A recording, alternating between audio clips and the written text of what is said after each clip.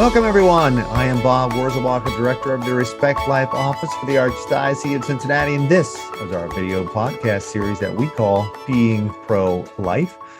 Each month, we'll discuss a different topic in the Respect Life arena. We'll hear stories from people deeply affected by that issue, and finally, we'll share ways that you can get involved. This month's topic is capital punishment, and as always, we have special guests today. Will you please introduce yourselves? I'm Tessie Castillo. I'm a co-author of Crimson Letters, Voices from Death Row. I met my four co-authors when I was volunteering to teach a writing class on death row several years ago. And after the class ended, we collaborated and put together a book about how they got to death row and also how they find meaning and purpose even living under a death sentence. Actually, we spoke with Tessie Castillo in June of 2020 when that book had just come out. I recommend that book. Crimson Letters, Voices from Death Row. You can look that up and buy that at your favorite bookstore. But we also have with us one of her co-authors, Terry Robinson, also known as Shanton, who is on death row. And we're going to speak with him today as well. So Shanton, why don't you introduce yourself? My name is Terry Robinson, notably known as Shanton. 47-year-old man from Wilson, North Carolina. I have 3 kids and a handful of grandkids, and a very supporting, loving family and cast of friends, including my friend Tessie. I've been here on North Carolina death row for 21 years now, and I am a wrongfully convicted man fighting an injustice. Wow. So I know you can't talk about a whole lot of details of the case, Shanton, but tell us what you can about the story, right? So you're wrongfully convicted. You've been on death row for a long time. You have 3 children. How much of the story can you tell us about when it is that, you were arrested, when it is that you found out you were convicted of this crime, and how that all happened? Okay, so in May of 1999, 2 men entered inside of a restaurant, handed money. The restaurant was open at the time, so there was patrons inside. There was workers inside the kitchen. These men were masked, had guns, asked for money. Not clear, but a dispute, maybe a verbal dispute, happened between the assailants and the manager, a guy whose name was John Rushton. There was an incident which led to John Rushton being shot and killed. I'm told there was no money taken. Maybe there was, it's still unclear, but the suspects fled immediately after the shooting. That day that you found out you were going to be convicted of a crime you didn't commit, take us there to that day. I was actually at my girlfriend's house who lived several yards across the street from the crime scene. I called a relative of mine and found out that the authorities were looking for me. I didn't know what it was about. I left her house and I went to a cousin of mine's house who lived down the street. I was there when the police found out. Someone called in, gave an anonymous tip, and found out I was at my cousin's house, and then they jumped from there. Okay. Shanton, let's talk a little bit about something else. So Shanton, you are innocently convicted and you're serving time on death row. You've been there for a long time. Why don't you tell us what is it like to serve time on death row, to be on death row, particularly as someone who's innocent? Just what's the day-to-day like? Well, again, the hardest thing about being on death row is getting past your own perspective. Death row means, because when I came here, I imagined what I thought the experience would be like. So that caused me to adopt the persona that after years I was able to drop and just be myself. But when I first got here, I felt vulnerable. I felt any moment I would just be washed away and just never to see my family and see home again. I had no hope. I would imagine it's like that for even men who are guilty.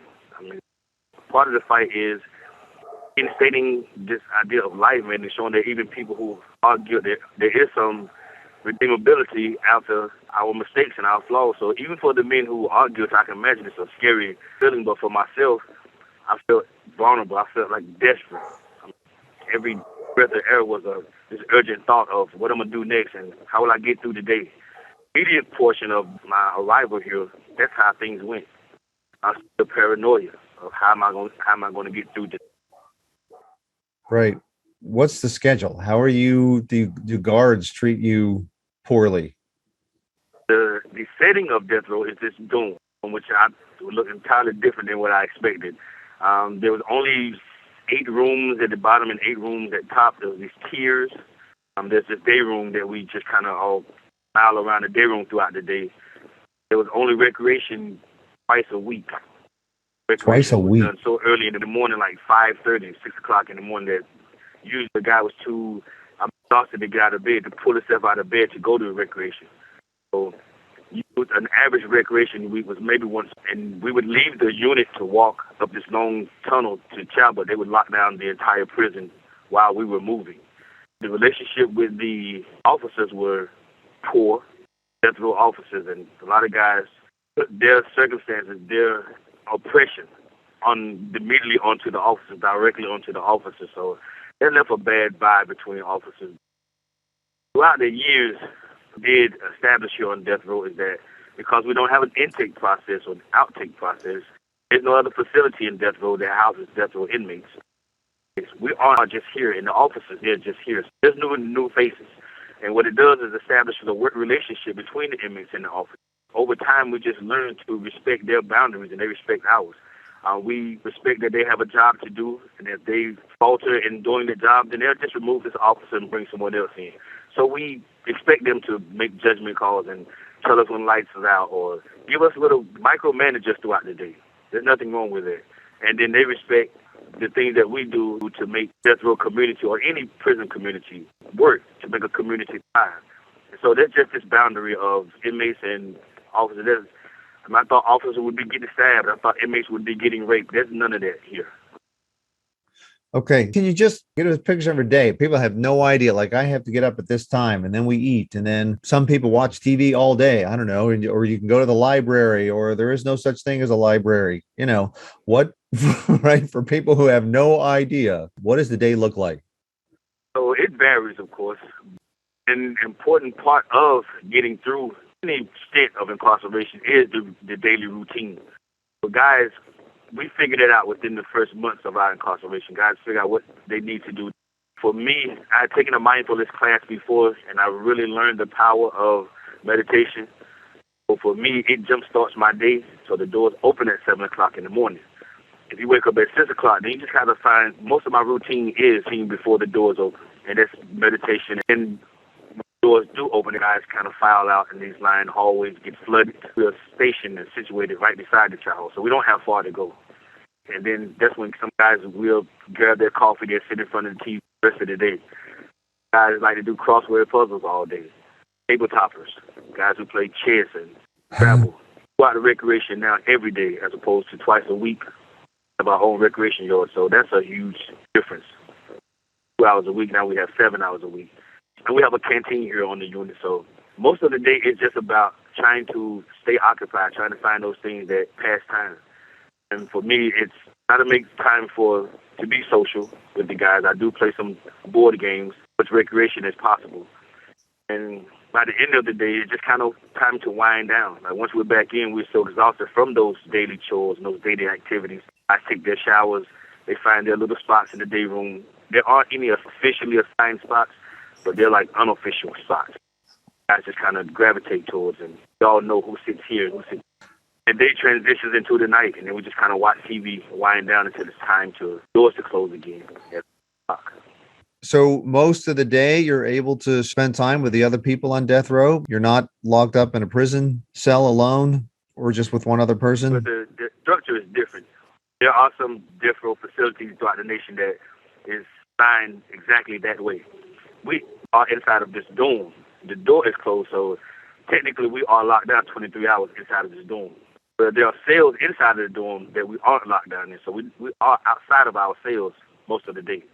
The civilian, right, that imagines what it might be like on prison, they imagine a lot of people probably say they're innocent, and then who knows who believes who's innocent and who's not.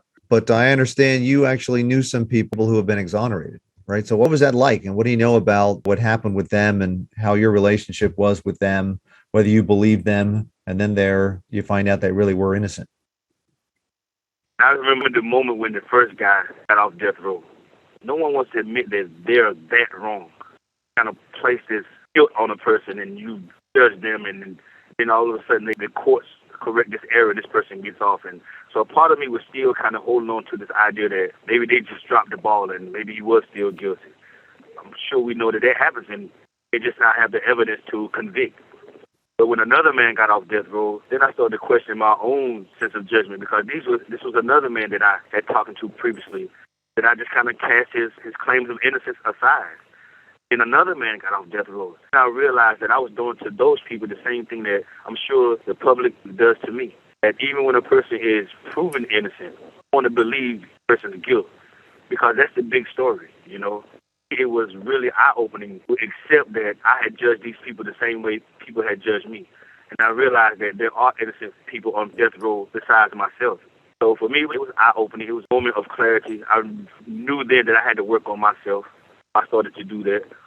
There was one guy, he was awarded a new trial. He decided not to prosecute. So 10 minutes after he was sitting on death row in a day room with me, he's walking out the front door on his way to freedom. There's cameras outside to capture all of this. So I saw this guy 10 minutes before sitting beside me.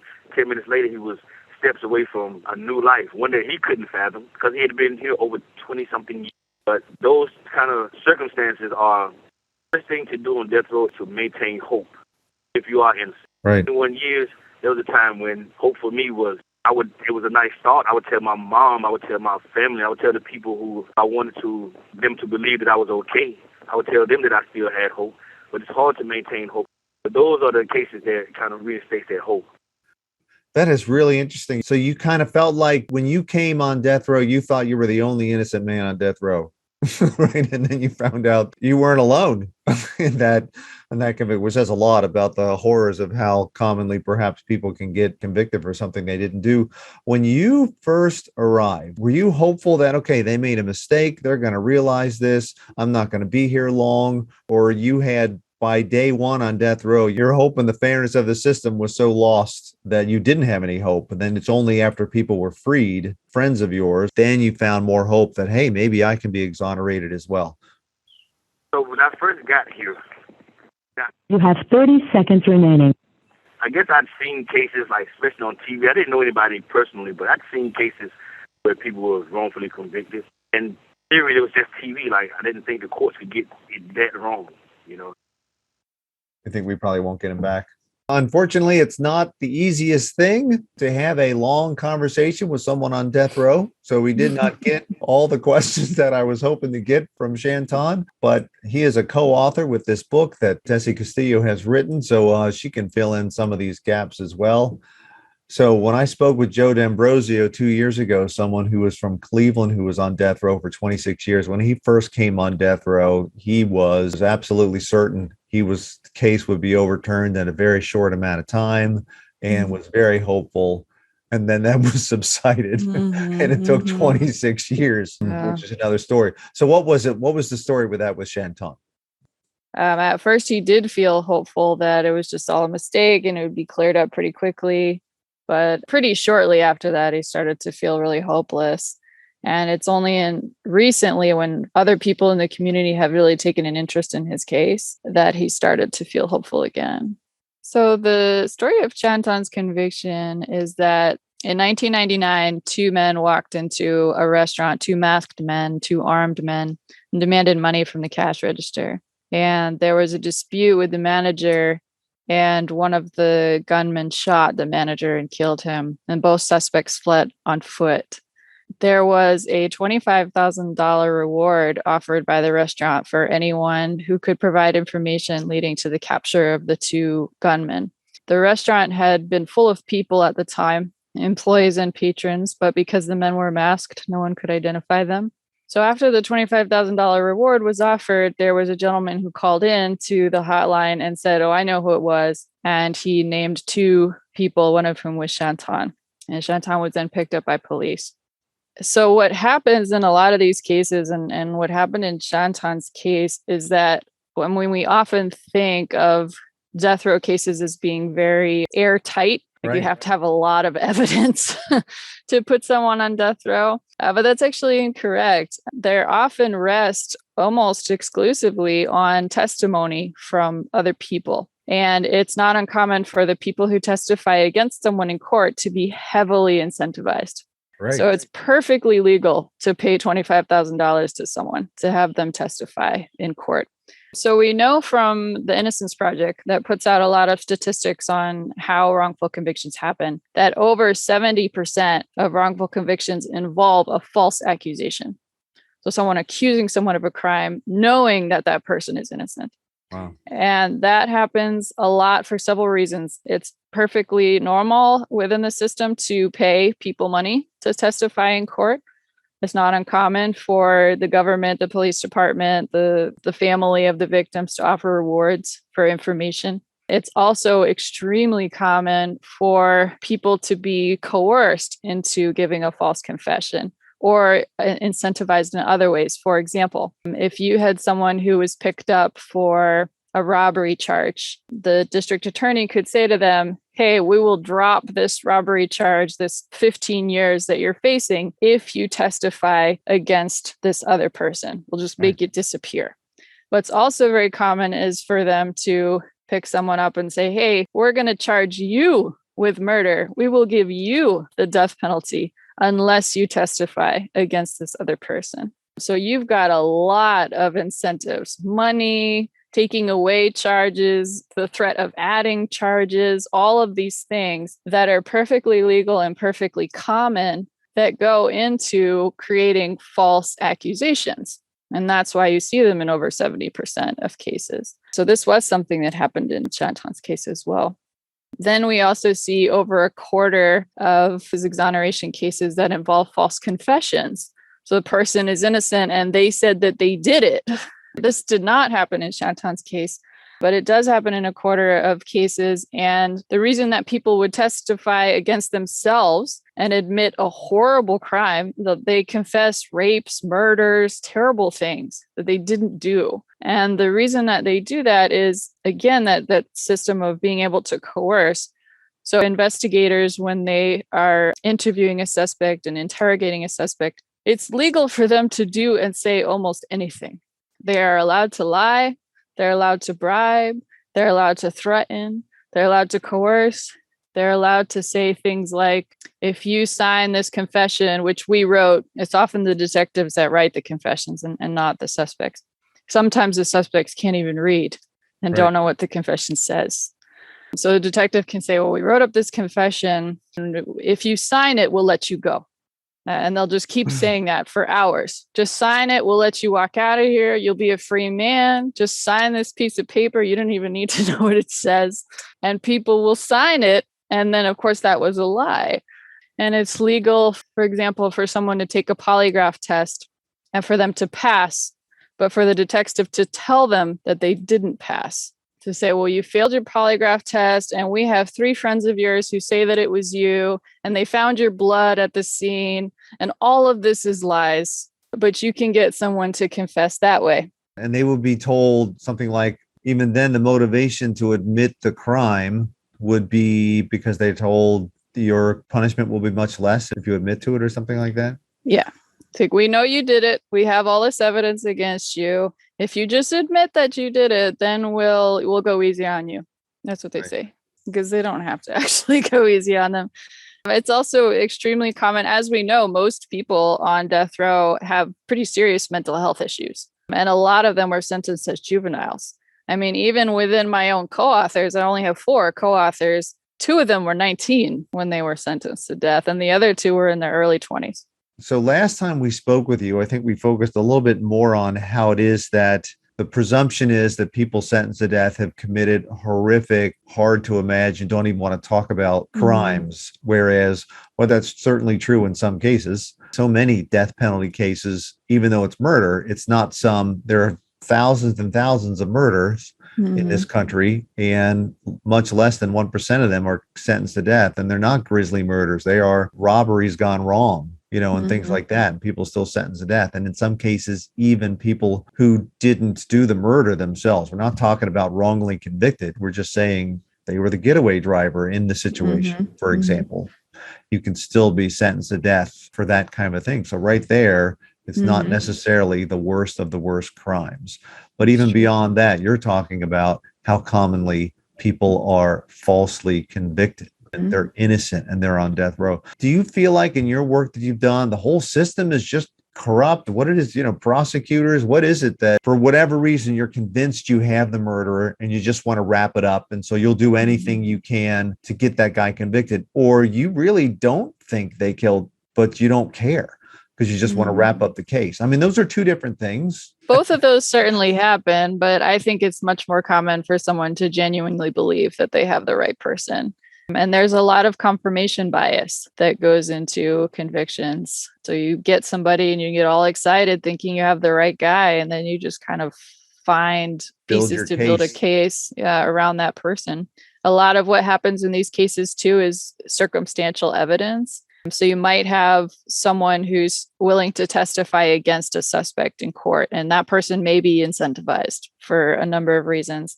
And then what will happen is the prosecutor, the investigators will find other circumstantial evidence that doesn't at all point to guilt, but could make somebody look a little bit guilty. For example, they could find someone, a neighbor, willing to testify correctly that, I saw this person walking around in the area near the murder the day before. And so that looks a little bit suspicious. Right. But never mind, maybe the person lived in that neighborhood. They were often walking around. They're always there. And you'll have things like, a witness will say, well, the murderer was wearing a red shirt. And so detectives will go to the house of the suspect and they'll find, lo and behold, a red shirt in their closet. They say, see, we have what they were wearing. But no, never mind that most people own a red shirt. So you see a lot of that. Usually the case will be built on one big piece, which is either a false confession by the person or a really juicy accusation by someone who might have been incentivized to accuse them. And then they find all these other circumstantial evidences to sort of bolster that. And that is their case. So Tess, here in Ohio, we have some legislation going through separately, but they're basically the same, going through the House and the Senate at the same time to get rid of the death penalty here in Ohio. And I think there's a lot of hope that that'll actually happen this year in this legislative session. So we're looking forward to that possibility. But if you had to summarize for the listener why it is that the death penalty should be abolished here in this country, what would you say are the top reasons for that? The top reason would be, of course, I believe in the dignity of each human and that we shouldn't be playing God, deciding who deserves to live and who deserves to die. But on a more practical level, it's because the death penalty is not what you think it is. We think it's a very fair system. Everybody gets a lawyer. You get to argue your guilt or innocence. An impartial jury has to decide guilt beyond a reasonable doubt.